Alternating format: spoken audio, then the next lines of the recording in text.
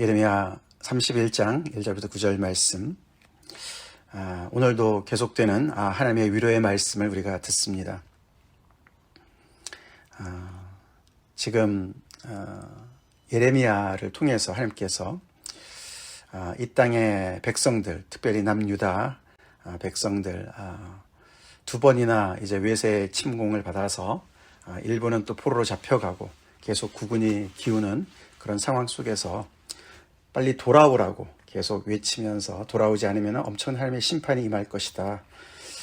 그래서 결국에는 바벨론의 느부갓네살 왕의 그런 멍에를 너네가 매야 될 것이고 그것을 매는 것이 또 살 길이다.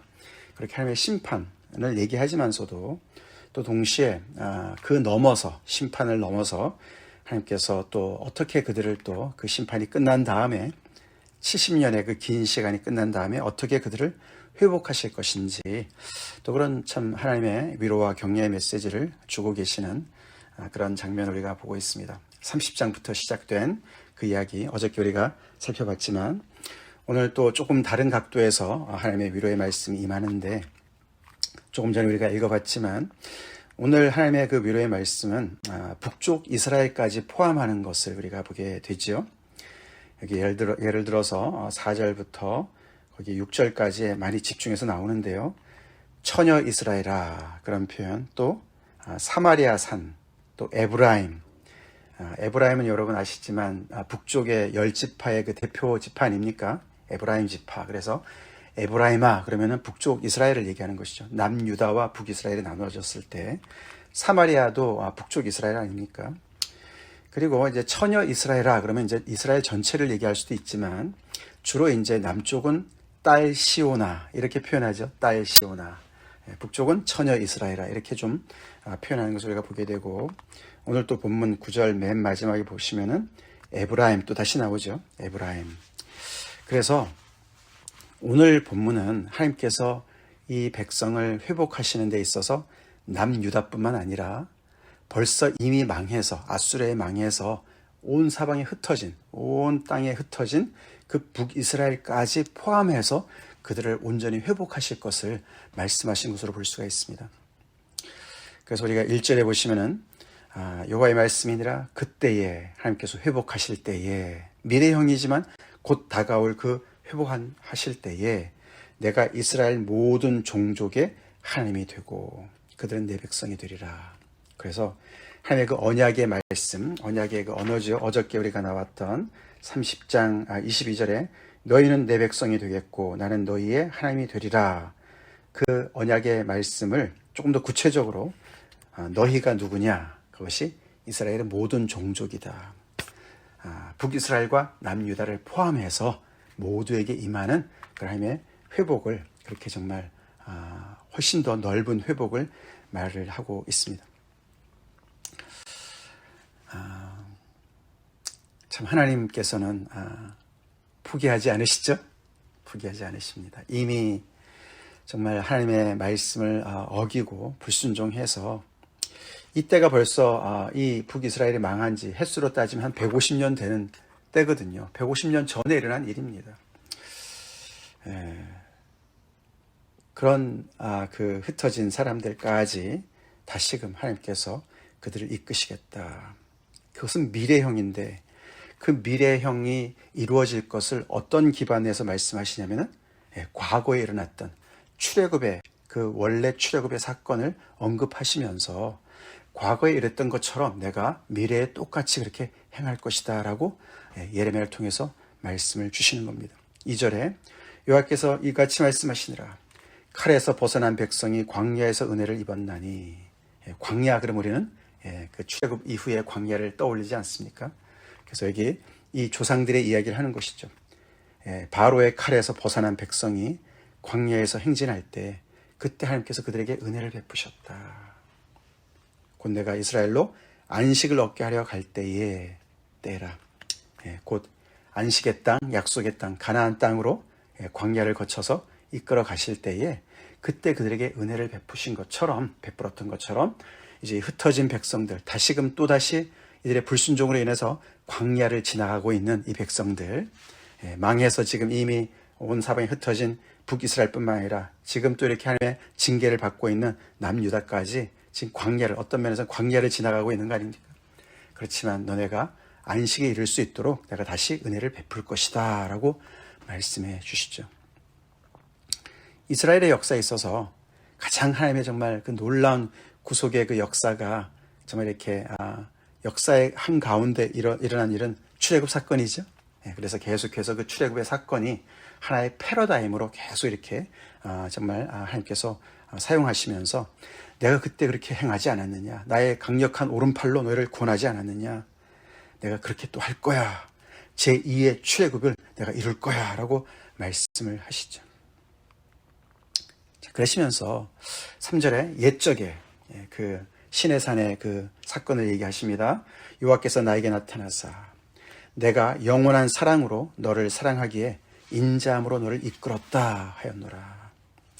그래서 그 출애굽의 사건을 다시금 되뇌시는 그런 말씀을 하시는데, 그 출애굽을 하신 이유가 그 뿌리가 뭐냐? 그것은 내가 너희를 사랑으로 대하기 때문에, 그것도 영원한 사랑으로 대하기 때문에, 그리고 그 사랑에 의한 인자함으로 너희를 대하기 때문에 그렇게 내가 너희를 이끌었다라고 말씀을 하십니다. 하나님의 그 마음 안에 무엇이 들어있나, 그 심장 안에 무엇이 들어있나? 사랑과 인자가 들어있다는 것이죠. 사랑은 아하브라고 그러죠. 히브리 말로 아하브. 인자는 뭐죠? 헤세드. 정말 잘 아는, 우리가 잘 아는 헤세드의 사랑, 그 얘기죠. 하나님의 그런 정말 지치지 않으신 그런 정말 인자하심, 전혀 자격이 없는 그런 자들에게 계속 베푸시는, 정말 포기치 아니하시고 계속 일관되게 표현하시는 하나님의 그런 정말 그 은혜를 인자라고 표현하지 않습니까? 헤세드. 하나님의 마음에 지금은 징계하시고 분노하시고 진노하시는 것이 있지만, 그러나 그 밑에 그 더 바치고 있는 사랑은, 그 마음은 사랑과 인자하심입니다. 그렇게 해서 그 정말 소망 없었던 그 애굽에 종살이하던 그들이 부르짖을 때에 하나님께서 그들을 조상의 그 아브라함과의 언약을 기억하시고 그들을 불쌍히 여기시고 긍휼히 여기시고 그들을 인자함으로 대하셔서 그들한테 새로운 소망이 되어주신 그 이야기를 하시면서, 그 과거에 그렇게 했던 것처럼 내가 앞으로도 그렇게 미래에 그렇게 회복할 것이다 라고 말씀을 하고 계시는 것이죠.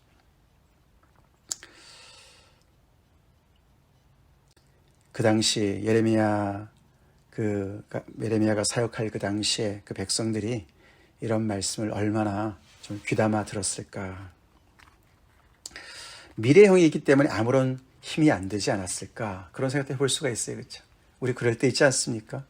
하나님의 말씀이 분명히 있는데도, 약속이 있는데도 당장 나한테 생기는 게 없다고 우리는 그 말씀을 시큰둥하게 들을 때가 있어요. 그죠? 시큰둥하게.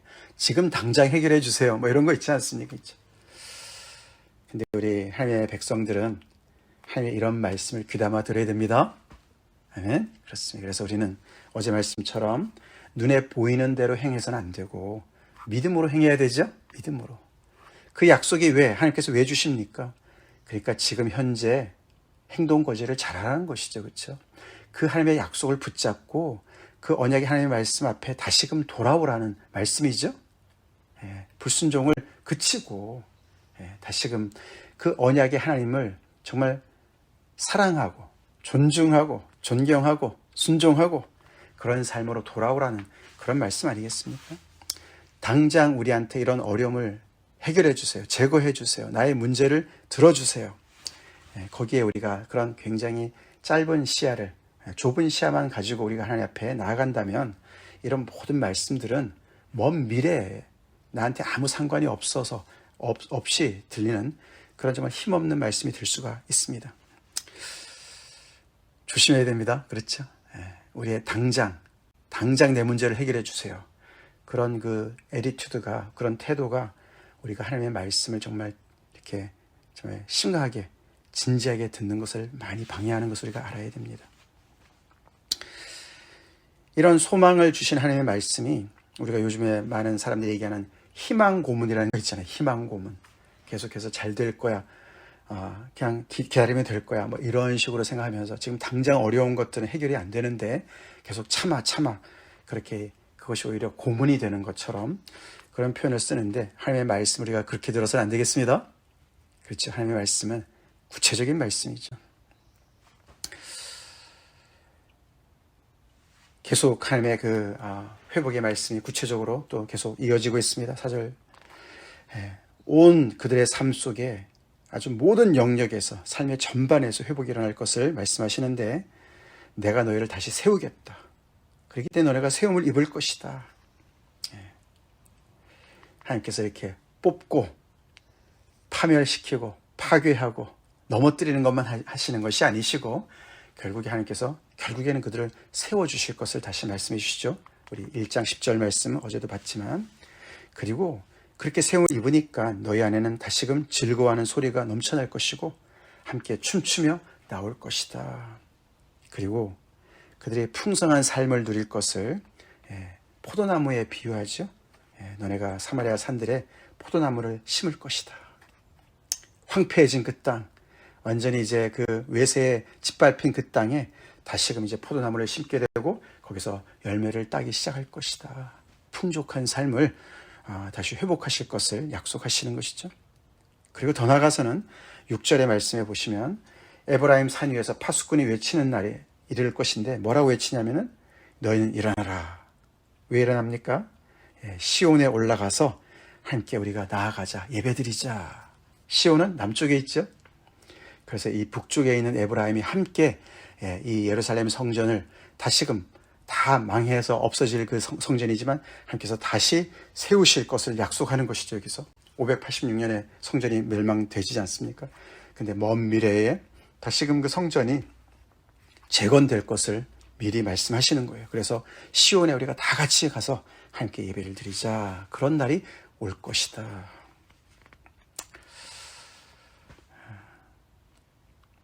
지금 현재로는 정말 요원한 이야기가 선지자의 눈에는 이미 당도한 것처럼 그렇게 정말 표현을 하고 있습니다.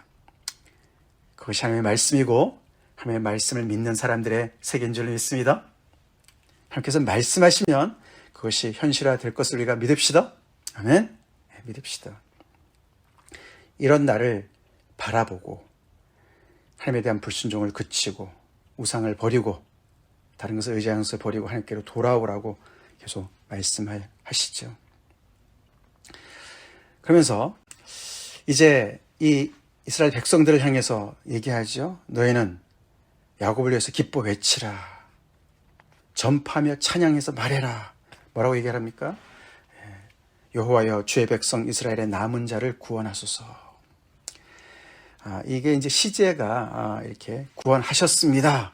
완료형으로도 해석이 가능하고 구원해 달라고 요청하는 것으로도 해석이 가능하다고 그래요. 두 가지가 다 되는 것이죠. 하나님이 조금 전에 말씀드린 대로 하나님께서 정말 그렇게 구원을 이루실 것을 미리 내다보면서 이미 구원하셨습니다 라고도 얘기할 수 있는 선포로 볼 수도 있는 것이죠. 그러면서 보라, 나는 그들을 북쪽 땅에서 인도하며 땅 끝에서부터 모으리라. 아까 말씀드린 대로 이미 아수르에 붙잡혀간 그 북이스라엘을 포함해서 북쪽 땅, 그러면 사실은 이제 바벨론을 또 포함하는 거거든요. 이제 이 포로로 잡혀간 남유다의 백성들까지 포함해서 그들을 다 인도하고 모을 것이다. 여기 모은다는 단어가 하나님의 회복에 굉장히 중요한 동사입니다. 게더링 할 것이다. 다시금 이렇게 다 모을 것이다. 흩어져 있는 그들을, 멀리 붙잡혀간 그들을 다시금 하나님께서 모을 것이다. 하나님께서 모으신다면 모아질 줄로 믿습니다. 그렇죠? 하나님께서 모으신다고 말씀하시는 거예요. 그들 속속들이 다 모으시는데 그 무리 중에는 맹인과 다리 저는 사람과 잉태한 여인과 해산하는 여인이 함께 포함될 것이다. 그래서 큰 무리를 이룰 것이다. 그냥 건장한 청년들만이 아니라 무슨 잘난 사람만이 아니라 그 안에는 정말 소망이 그 상황에서도 더 없는, 더 정말 이렇게 낮은 자들. 그렇죠. 그래서 참 돌아간다 그래도 정말 아무런 그런 정말 자기의 힘으로는 그 길을 나설 수도 없는 그런 정말 사람들이죠. 예. 앞을 못 보는 맹인들, 다리를 저는 사람들, 그 먼 땅에서 어떻게 거기까지 갈 수 있을까? 소망이 없어 보이는 그런 정말 낮은 자들이죠. 예. 소외된 사람들이죠. 예. 잉태한 여인, 해산하는 여인, 예. 다 약자들입니다. 그들이 거기 함께 포함될 것이다. 그 말이 뭘까요? 무슨 말일까요?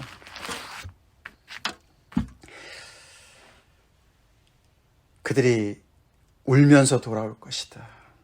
너무 감격해서 그렇죠. 불가능한 것이 현실화된 그 상황 때문에 그런 것이죠. 울면서 정말 돌아오는 것이죠. 너무너무 기뻐서.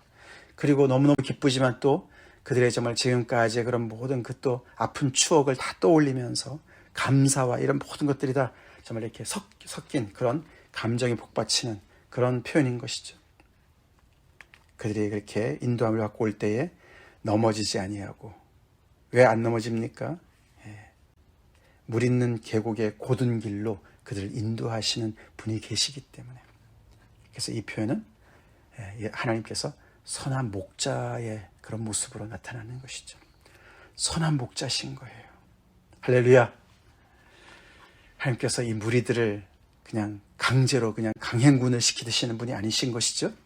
하나님께서 그들을 이렇게 물 있는 계곡으로, 그래서 정말 그 광야를 지날 때도 물을 제공해 주시는 그런 표현이죠. 맑은 물가로, 그렇죠? 잔잔한 물가로, 푸른 초장으로 인도하시는 선한 목자의 그 표현이 떠오르지 않습니까? 그리고 고든 길로. 그래서 이 약자들이, 맹인과 다리 저는 사람과 잉태한 여인과 해산하는 여인들이 쉬면서 충분한 그런 도움을 받으면서 그 구원의 길로 다시금 하나님께서 모으시는 그 길로 고토로 돌아가는 그 회복의 길이 열리는 것을 얘기합니다.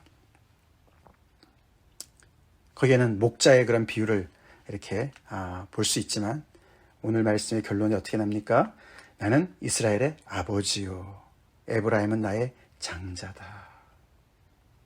이렇게 하시는 모든 이유가 그들을 영원한 사랑으로 대하시고 인자하심으로 대하시고 이렇게 선한 목자로서 그들을 다 책임지시고 한 사람도 나고자가 없이 그 어려운 길을, 먼 길을 이렇게 다 올 수 있도록 이렇게 이끄시는 그 선한 목자가 되시는 이유가 다 아버지가 되시기 때문에, 그들이 하나님의 정말 자랑스러운 그런 정말 장자가 되기 때문에 그렇게 하신다고 말씀하십니다. 장자, 그러면 우리가 출애굽의 말씀이 떠오르지 않습니까? 이스라엘은 나의 장자다. 바로한테 가서 얘기를 하는 거지 않습니까? 그렇죠? 그래서 이 장자라는 표현은요, 하나님의 어떤 특별한 보호와 관심의 대상이라는 뜻이에요. 이스라엘이 나의 장자인데 바로 너가 감히, 이런 뜻이거든요. 그래서 특별히 이게 에브라임, 북이스라엘을 대표하는 그 지파의 에브라임은 나의 장자다. 한번 실패한 지파예요. 그렇죠?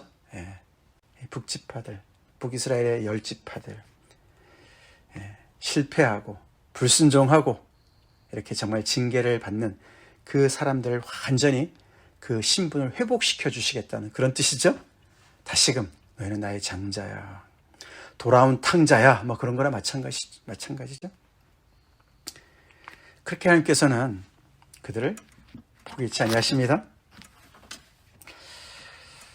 특별히 이 오늘 본문 말씀은 이사야서의 말씀들이 많이 떠올리게 하는 그런 본문이에요. 예를 들어서 우리가 이사야서 54장 10절 말씀에 이런 정말 은혜로운 말씀이 나옵니다.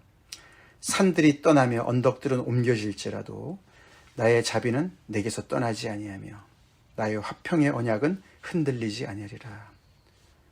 너를 긍휼히 여기시는 여호와의 말씀, 여호와께서 말씀하셨느니라. 아멘. 그렇죠. 산들이, 언덕들이 왜 떠나고 옮겨지겠습니까? 그런 일은 없습니다. 그렇죠. 그런다 할지라도, 그런 자연이 안 변하지만 변한다 할지라도 나의 자비는 변치 않아. 나의 사랑과 인자는 변치 않아. 자비는 너한테 떠나지 않아. 징계를 받는 중에도 떠나지 않았습니다. 그렇죠. 그들은 떠났다고 생각했지만 하나님께서 떠나지 않는다고. 나의 화평의 언약은 흔들리지 않아. 오늘 하나님께서 예레미야를 통해서도 말씀하시고 에스겔을 통해서 말씀하시고 이사야를 통해서 말씀하시고 정말 이 언약을 깨뜨린 이 백성들을 향해서 나도 너희들을 통해서 정말 이 언약을 내가 그만하겠다 막 그런 표현들을 하시지만 내가 너희를 정말 버리겠다 이런 말씀도 하시는 적도 있으시지만 그거는 정말 사랑하는 부모가 자식을 징계할 때 하는 표현처럼 그렇지만 정작은 내가 너희를 버리지 않고 언약을 내가 정말 파기하지 않는다. 왜냐하면 너희를 불쌍히 여기기 때문에 긍휼히 여기기 때문에 그런 말씀 이사야 후반부에 특별히 많이 나오지 않습니까? 오늘 본문에 우리는 다시 한번 우리가 믿는 하나님이 어떤 분이신가를 우리가 보게 됩니다. 그렇죠? 하나님은 어떤 분이신가? 이런 하나님을 우리가 배신하고 등한히 여기고 불순종하고 딴짓하고 이스라엘 백성들처럼 말이죠. 그래서 오늘 여기 4절 5절에 다시라는 단어가 3번이나 반복되죠. 처녀 이스라엘아 내가 다시 너를 세우리니 내가 다시 소고를 들고 즐거워하는 자들과 내가 다시 사마리아 산들에 포도나무를 심되 이 다시 again 다시 실패한 자들한테 다시 은혜를 베푸시는 하나님이신 거예요. 처음부터 좀 잘하지 그런 생각 안 됩니까? 그렇죠? 그렇게 우리는 인간이 어리석습니다. 그렇죠? 우리 이런 하나님의 그 은혜와 사랑을 받은 자들로서 하나님의 긍휼을 입는 자들로서 하나님의 인자하심 헤세드의 사랑을 정말 우리가 늘 받는 자들로서 이렇게 다시 재수 삼수하지 말고 우리 하나님의 사랑을 계속해서 우리가 아멘으로 잘 받고 순종하고 효도하는 자녀들로 삽시다. 그럽시다. 하나님의 사랑을 의심치 말고 하나님은 확실하신 분이시죠. 이렇게 약속하셨고 이런 분이시기 때문에 이런 정말 하나님의 그 하나님 되심을 우리가 잘 기억하고 자꾸만 하나님을 의심하고 하나님을 정말 왜 이렇게 안 하세요 저렇게 안 하세요 참견하지 말고 하나님을 온전히 신뢰하고 우리가 할 일 잘합시다.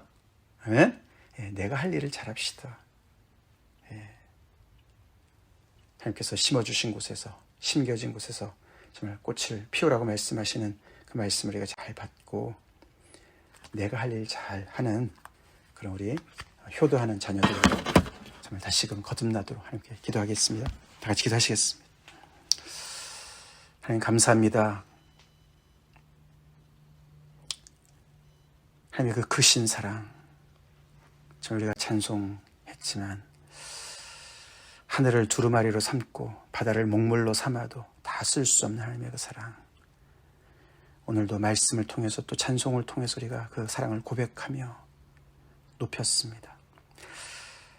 근데 때로는 우리가 우리의 삶의 현실에서는 그 하나님의 사랑이 요원해 보이고 나와 멀리 떨어진 것처럼 느껴지고 당장 우리에게 닥친 발등의 불을 정말 하나님께서 왜 안 꺼주시나 의심할 때가 많이 있습니다. 하나님 우리에게 믿음의 믿음을 더하셔서 이런 하나님의 사랑을 한치도 의심치 않고 하나님의 주권에 정말 늘 순응하며 순종하며 우리에게 주어주신 모든 일들에 감사하며 아멘으로 화답하며 그 자리에서 온전히 하나님을 신뢰하고 믿음으로 행하고 순종하여서 하나님께서 기뻐하시는 열매를 온전히 맺길 간절히 기도하고 특별히 예레미야 말씀을 통해서 우리의 심령이 더욱더 하나님을 향한 돌이키는 회개가 일어나게 하여 주시옵소서. 이렇게 우리를 선대하시는 하나님을 우리가 막대하지 않도록 늘 우리를 아버지 주님의 마음에 가까이 아버지 우리를 품어주시고 우리 모두가 하나님의 장자로서 효도하는 자들로 살게 하여 주시옵소서.